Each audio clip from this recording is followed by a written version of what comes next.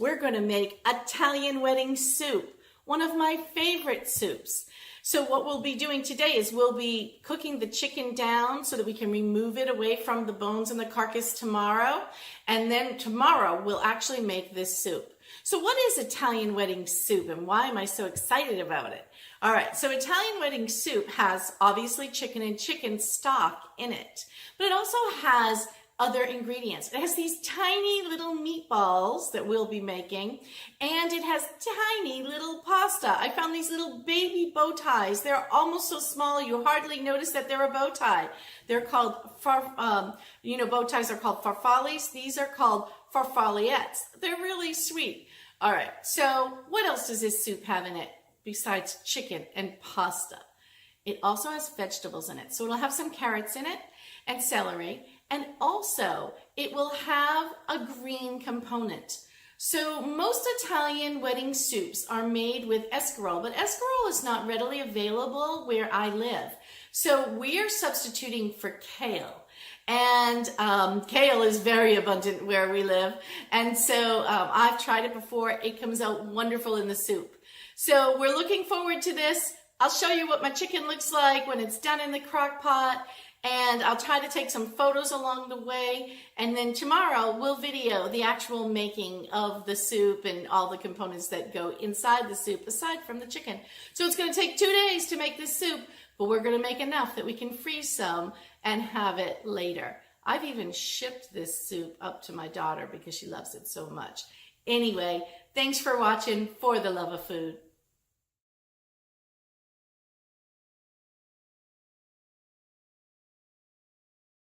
Hello and welcome For the Love of Food. We're back and we're going to make those tiny little meatballs that are going to go in our Italian wedding soup. So what I'm starting with is some ground turkey.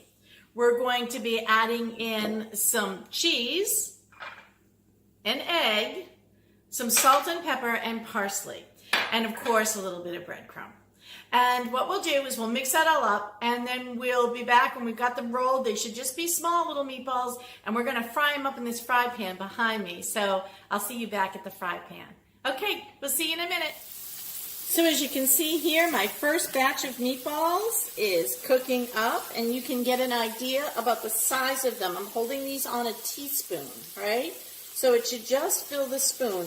If you wanted to make them even a little bit smaller, you can. I think that this is a good size, but if you have real little ones that are going to be eating this soup and they might want a smaller meatball, you can see some of mine, I try to make them all about the same size, but some of them are a little smaller. And I'm going to cook these until they feel firm, because they're going to be going in our soup, and I don't want them to fall apart inside the soup. So I want them to actually hold their shape and their form. Ready to assemble all of the ingredients for our soup. So I want to show you what they actually are. Remember we cooked off that whole chicken the other day? So I picked it all from the bone, and I did that the day before, and it's just been sitting in that bowl. I also made the meatballs. Remember we had those wonderful little meatballs? I wanted to show you how those look and how those came out. Those are turkey meatballs.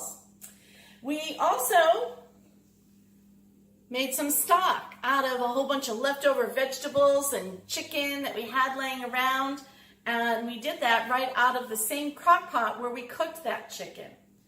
I also pulled some stock from my freezer and poured it into a mason jar, so we're going to be mixing the two together. As you notice, they're very different colors. This one is a darker color because there's a lot of onion stock and other things in it. This one is lighter because it was made with mainly just chicken. We have vegetables. We've got our vegetable mix started in our stock pot. I'm going to throw in a couple of bay leaves for good measure. I always throw in bay leaves when I make a soup. I think they add a lot to it. All I did was put a little bit of olive oil in the bottom of this pan, and I'm going to let these vegetables just kind of cook down and turn translucent before we add anything else in. I'm going to keep them at a medium to medium-low heat. I don't want anything sticking to the bottom of my pot. Add back in the chicken. So adding the chicken in, and then we can go ahead and start adding in some of our other components, especially our stock. So let's go ahead and pour our stock in. I'm going to put the darker stock in first. And then we can add in our lighter stock.